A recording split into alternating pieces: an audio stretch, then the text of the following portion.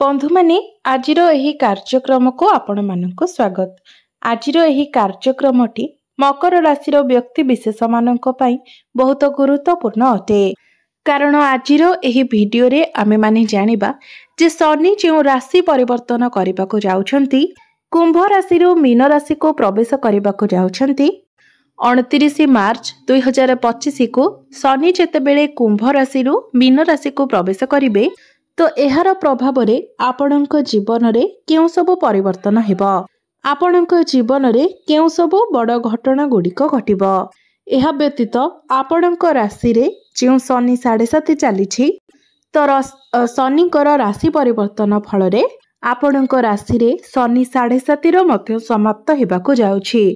तो शनिकर राशि परिवर्तन परे आपणक जीवन रे केउ सब परिवर्तन हेबो से विषय रे आजिर एही वीडियो रे आमे माने विस्तार भाबरे जानिबा। ज्योतिष शास्त्र अनुसार शनिदेव कौनसी एक राशि रे सबुठारु अधिक समय पर्यंत रही थांती। कारण शनिदेव गोटे राशि रे 2.5 वर्ष धरी रही थांती। शनिदेव हेउछंती न्यायदाता एवं कर्मफलदाता। आपणक कर्मर आधार रे ही शनिदेव आपणको फल प्रदान करिथांती। जो व्यक्ति निज जीवन रे भल कार्य करिथांती तो निश्चित भावरे शनिदेव सही व्यक्ति को भल फल प्रदान करिथांती। एवं जो व्यक्ति निज जीवन रे खराब कार्य करिथांती तो तांकर कार्य हिसाब रे शनिदेव तांकु दंड मध्य प्रदान करिथांती। आम राशि रे जेतेबेले शनि 7.5 चली थाए किंबा शनि 2.5 चली थाए सेही समय रे ही शनिदेव आमको आम कर्मर फल प्रदान करिथांती। तेबे साधारणतः आमे जेतेबेले शनि 7.5 किंबा शनि 2.5 नाम शुणी थाउ तो आम मन भितरे एक प्रकारर भय जात होई जाई थाए। कारण एही समय अवधिटी बहुत जंत्रणादायक होई थाए। तेबे आपण माने आउ गोटे कथा मने रखिबा उचित जे आमे जेउ भले कार्य करिथाउ आमर कर्मर आधार रे ही शनिदेव आमको फल प्रदान करिथांती। तेणु आपण जदि भल कार्य करूछंती तो शनि 2.5 किंबा शनि 7.5 रे आपणकर भयभीत हेबार कोनोसी भी कारण नाही। मात्र आपण जदि खराब कार्य करिथांती तो शनि 2.5 एवं शनि 7.5 निश्चित भावरे आपणक पई जंत्रणादायक साब्यस्त हेबो। सेथिपई वर्तमान ठारू आपण निजर कर्म को सुधारी नियंतु। एही शनि 7.5 किंबा शनि 2.5 मध्यरे कौनसी व्यक्ति निजर कर्म आधार रे राजार रंक एवं रंकरु राजा मध्य बनि जाई थाए। तेबे यह संपूर्ण रूप रे आपणकर कार्य उपरे ही निर्धारित अटे। यह व्यतीत आमर निजस्व जन्म कुंडली रे शनिकर केउ भली स्थिति रहिछि ताहा मध्य गुरुत्वपूर्ण अटे। एवं आम जन्म कुंडली रे शनिकर स्थिति आमर पूर्व जन्मर कर्म आधार रे ही रही थाए। जदि आमे पूर्व जन्म रे भल कार्य करिथाउ तो एही जन्म रे आमर जन्म कुंडली रे शनि बहुत भल स्थिति रे रही थांती, उच्च स्थिति रे रही थांती। मात्र जो व्यक्तिंकर कुंडली रे शनि नीच स्थिति रे थांती, खराब स्थिति रे थांती तो एहार अर्थ सेही व्यक्ति पूर्व जन्म रे किछि ना किछि खराब कार्य करिछंती जहार दंड तांको एई जन्म रे भोग करिबाको पड़िबो। तेबे शनिदेव वर्तमान मूल त्रिकोण राशि कुंभ राशि रे विराजमान अछंती। एवं 29 मार्च 2025 को शनिदेव कुंभ राशि मीन राशि को प्रवेश करिवे, जहाकी देवगुरु बृहस्पतिंकर राशि अटे। तेबे शनिदेव जो कुंभ राशि मीन राशि को प्रवेश करिवे तापरे किछि राशि रे शनि 7.5 आरंभ होइजिबो एवं किछि राशि रे शनि 7.5 समाप्त हेबो। आउ किछि राशि रे शनि 2.5 आरंभ होइजिबो तो पुणी किछि राशि रे शनि 2.5 मध्य समाप्ति हेबो। तेबे मोटामोटी भाबरे कहिबाकू गले शनिकर एही गोचरर प्रभाव 12टी जाक राशि उपरे पड़िबो। तेबे शनिकर एही गोचर परे मकर राशिर व्यक्ति विशेष मानक जीवन रे एहार केउ भली प्रभाव पड़िबो से विषय रे आसंतु आजिर एही वीडियो रे आमे माने विस्तार भाबरे आलोचना करिबा। तो बंधु माने वीडियोटी रे आगको बढ़िबा पूर्वरु जदि आपणकर मध्य मकर राशि होई थाए तेबे वीडियोटी को लाइक करी चैनल टी को सब्सक्राइब करि दियंतु एवं कमेंट बॉक्स रे भक्ति एवं श्रद्धार सहित जय शनिदेव निश्चय लिखंतु। तो बंधु माने आसंतु आरंभ करिबा आजिर एही कार्यक्रम को ଯାହାକି ଜନ୍ମ ରାଶି ଏବଂ ଚନ୍ଦ୍ର ରାଶି ଉପରେ ଆଧାରିତ ଅଟେ। କାରଣ ଶନି 7.5 ବା ଶନି 2.5 ସର୍ବଦା ଚନ୍ଦ୍ର ରାଶି ଆଧାରରେ ହିଁ ଲାଗିଥାଏ। ତ ରାଶିଚକ୍ରର 12 ଗୋଟି ରାଶି ମଧ୍ୟରୁ ଦଶମ ରାଶି ହେଉଛି ମକର ରାଶି ଏବଂ ମକର ରାଶିର ଅଧିପତି ହେଉଛନ୍ତି ସ୍ୱୟଂ ଶନିଦେବ। ତେବେ 29 ମାର୍ଚ୍ଚ 2025ରେ ହେବାକୁ ଥିବା ଶନିଙ୍କର ଗୋଚର ମକର ରାଶିର ତୃତୀୟ ଭାବରେ ହେବାକୁ ଯାଉଛି, ଯେଉଁ କାରଣରୁ ଆପଣଙ୍କ ରାଶିରେ ଚାଲିଥିବା ଶନି 7.5ର ସମାପ୍ତ ହେବାକୁ ଯାଉଛି। ମକର ରାଶିର ବ୍ୟକ୍ତିବିଶେଷ ମାନଙ୍କର କୁଣ୍ଡଳୀରେ ଶନି ହେଉଛନ୍ତି ପ୍ରଥମ ଏବଂ ଦ୍ୱିତୀୟ ଭାବର ଅଧିପତି। ତ ପ୍ରଥମ ଏବଂ ଦ୍ୱିତୀୟ ଭାବର ଅଧିପତି ହୋଇ ଶନି ଆପଣଙ୍କର ତୃତୀୟ ଭାବରେ ଗୋଚର କରିବାକୁ ଯାଉଛନ୍ତି।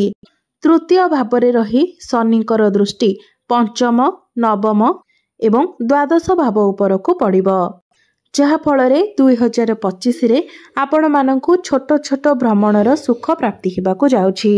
ଏହି ସମୟ ମଧ୍ୟରେ ଆପଣଙ୍କୁ ବିଦେଶ ଯାତ୍ରାର ସୁଖ ମଧ୍ୟ ପ୍ରାପ୍ତି ହେବ। ଧର୍ମ କର୍ମରେ ଆପଣଙ୍କର ରୁଚି ବଢ଼ିବ। ଏହାପରେ ଆପଣ ଲୋକମାନଙ୍କ ସହିତ ଅଧିକ ମିଳାମିଶା ମଧ୍ୟ କରିବେ। ସମ୍ପୂର୍ଣ୍ଣ ରୂପରେ ଆପଣଙ୍କୁ ଆପଣଙ୍କ ଭାଗ୍ୟର ସାଥ ମିଳିବ ଏବଂ ଅଚାନକ ଆପଣଙ୍କୁ ଧନ ପ୍ରାପ୍ତି ମଧ୍ୟ ହେବ। ପୂର୍ବ ଅପେକ୍ଷା ଆପଣଙ୍କ ଆର୍ଥିକ ସ୍ଥିତିରେ ସୁଧାର ଆସିବ। ଏହି ସମୟ ମଧ୍ୟରେ ଆପଣଙ୍କର ଭାଇ ଭଉଣୀଙ୍କ ପ୍ରତି, ନିଜର ପରିବାର ପ୍ରତି ଆପଣ ଦାୟିତ୍ୱବାନ ହେବେ।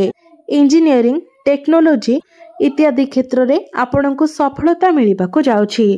ଜ୍ୟୋତିଷ ଶାସ୍ତ୍ର ଅନୁସାରେ କୁଣ୍ଡଳୀର ତୃତୀୟ ଭାବକୁ ସାହସ, ପରାକ୍ରମ ଏବଂ ଅଧିକ ପରିଶ୍ରମର ଭାବ ବୋଲି ମାନାଯାଇଥାଏ। ତୃତୀୟ ଭାବରେ ଶନିଙ୍କର ଗୋଚର ଆପଣଙ୍କୁ କାର୍ଯ୍ୟକ୍ଷେତ୍ରରେ ଶ୍ରେଷ୍ଠତା ପ୍ରତିପାଦନ କରିଥାଏ। ଏହା ବ୍ୟତୀତ ଆପଣଙ୍କର ସ୍ୱଭାବରେ ମଧ୍ୟ କିଛିଟା ପରିବର୍ତ୍ତନ ଦେଖାଦେବ।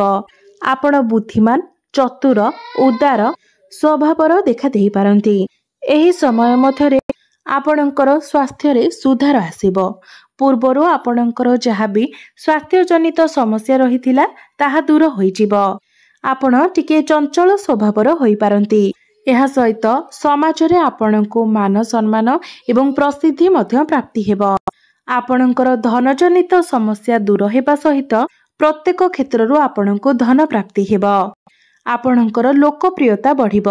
ତେବେ ଆପଣଙ୍କ କୁଣ୍ଡଳୀରେ ଯଦି ଶନି ଗ୍ରହ ପୀଡ଼ିତ ଥାନ୍ତି, ତେବେ ଏହି ସମୟ ମଧ୍ୟରେ ଆପଣଙ୍କୁ ଦୁଃଖ, ଅଶାନ୍ତି ଏବଂ ଚିନ୍ତା ଦେଖାଦେଇପାରେ ଏବଂ ଋତୁ ପରିବର୍ତ୍ତନ ହେବା ଦ୍ୱାରା ଆପଣଙ୍କୁ ଶାରୀରିକ କଷ୍ଟ ମଧ୍ୟ ମିଳିପାରେ। ମାତ୍ର ଏହି ସମୟ ମଧ୍ୟରେ ଆପଣଙ୍କର ବୈବାହିକ ତଥା ପାରିବାରିକ ଜୀବନ ସୁଖମୟ ହେବ। ସ୍ୱାମୀ ସ୍ତ୍ରୀଙ୍କ ମଧ୍ୟରେ ଭଲ ବୁଝାମଣା ରହିବ। ଉଭୟଙ୍କୁ ସାହାଯ୍ୟ ସହଯୋଗ କରିବେ। ଶନି ଆପଣଙ୍କର ତୃତୀୟ ଭାବରେ ରହି ତୃତୀୟ ଦୃଷ୍ଟିରେ ଆପଣଙ୍କର ପଞ୍ଚମ ଭାବକୁ ଦେଖିବେ, ଯାହାଫଳରେ ଆପଣଙ୍କର ଶିକ୍ଷା କ୍ଷେତ୍ରରେ କିଛିଟା ସମସ୍ୟା ଦେଖାଦେଇପାରେ। ଆପଣଙ୍କୁ ଉପଯୁକ୍ତ ଜ୍ଞାନ ପ୍ରାପ୍ତି ହେବା ପରେ ମଧ୍ୟ ଆପଣ ନିଜର ଜ୍ଞାନର ସଠିକ୍ ଉପଯୋଗ କରିପାରିବେ ନାହିଁ। ମାତ୍ର ଏହି ସମୟ ମଧ୍ୟରେ ମକର ରାଶିର ବ୍ୟକ୍ତିବିଶେଷମାନେ ଶିକ୍ଷା ସମ୍ବନ୍ଧୀୟ ଚାକିରି କିମ୍ବା ବ୍ୟବସାୟ ରୂପେ ନିଜର ପ୍ରଫେସନକୁ ବାଛିପାରନ୍ତି ଏବଂ ସେଥିରେ ଆପଣ ସଫଳ ମଧ୍ୟ ହେବେ। ତୃତୀୟ ଭାବରେ ରହି ଶନି ସପ୍ତମ ଦୃଷ୍ଟିରେ ଆପଣଙ୍କର ନବମ ଭାବକୁ ଦେଖିବେ, ଯାହାଫଳରେ ପୂର୍ବରୁ ଆପଣଙ୍କର ଚାଲି ଆସୁଥିବା ସବୁ ସମସ୍ୟା ଗୁଡ଼ିକ ଆପେ ଆପେ ଦୂର ହୋଇଯିବ। ଆପଣଙ୍କୁ ଅଚାନକ ଧନ ପ୍ରାପ୍ତି ହେବ। ଆପଣଙ୍କର ମାନ ସମ୍ମାନରେ ବୃଦ୍ଧି ହେବ। ପାରିବାରିକ ସୁଖ ଆପଣଙ୍କୁ ପ୍ରାପ୍ତି ହେବ। ପୂର୍ବରୁ ଯେଉଁ ସୁଖରୁ ଆପଣ ବଞ୍ଚିତ ଥିଲେ, ସେ ସବୁ ସୁଖ ଆପଣଙ୍କୁ ବର୍ତ୍ତମାନ ମିଳିବାକୁ ଯାଉଛି। ତୃତୀୟ ଭାବରେ ରହି ଶନି ଦଶମ ଦୃଷ୍ଟିରେ ଆପଣଙ୍କର ଦ୍ୱାଦଶ ଭାବକୁ ଦେଖିବେ, ଯାହାଫଳରେ ଆପଣଙ୍କର ଅଯଥା ଖର୍ଚ୍ଚ ନିୟନ୍ତ୍ରଣ ହୋଇଯିବ। ଆପଣ ଭାବିଚିନ୍ତି ନିଜର ଅର୍ଥକୁ ଖର୍ଚ୍ଚ କରିବେ। ବିଦେଶ ଯାତ୍ରାର ସୁଯୋଗ ଆପଣଙ୍କୁ ପ୍ରାପ୍ତି ହେବ।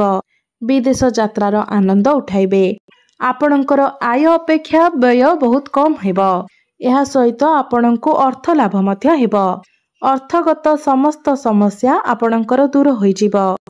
ତେବେ ଯଦି ଆପଣଙ୍କର ଜନ୍ମକୁଣ୍ଡଳୀରେ ଶନି ନୀଚ ସ୍ଥିତିରେ ଥାନ୍ତି କିମ୍ବା ପୀଡ଼ିତ ଅବସ୍ଥାରେ ରହିଥାନ୍ତି, ତେବେ ଶନିଙ୍କର ଏହି ଗୋଚର ଆପଣଙ୍କ ଜୀବନରେ ଅନେକ ପ୍ରକାରର ସମସ୍ୟା ମଧ୍ୟ ଆଣିଦେଇପାରେ। ଯେମିତିକି ସାନ ଭାଇ ଭଉଣୀମାନଙ୍କ ସହିତ ଆପଣଙ୍କର ସମ୍ପର୍କ ଖରାପ ହୋଇପାରେ। ମନରେ ଅଯଥା ଭୟ ଏବଂ ଆଶଙ୍କା ଦେଖାଦେଇପାରେ, ଯେଉଁ କାରଣରୁ ଆପଣଙ୍କର ବୈବାହିକ ଜୀବନ ମଧ୍ୟ ଅଶାନ୍ତି ହେବ। କ୍ୟାରିୟରରେ ମଧ୍ୟ ବିଭିନ୍ନ ପ୍ରକାରର ସମସ୍ୟା ଦେଖାଦେବ। ବ୍ୟବସାୟରେ ହାନି ହେବା ସହିତ ଆପଣଙ୍କର ଅଯଥା ଖର୍ଚ୍ଚ ମଧ୍ୟ ବଢ଼ିଯିବ। ତେବେ ଶନିଙ୍କର ଏହି ଦୁଷ୍ପ୍ରଭାବକୁ କମ୍ କରିବା ପାଇଁ ଆପଣ କିଛି ପ୍ରତିକାରର ପାଳନ କରିବା ଉଚିତ।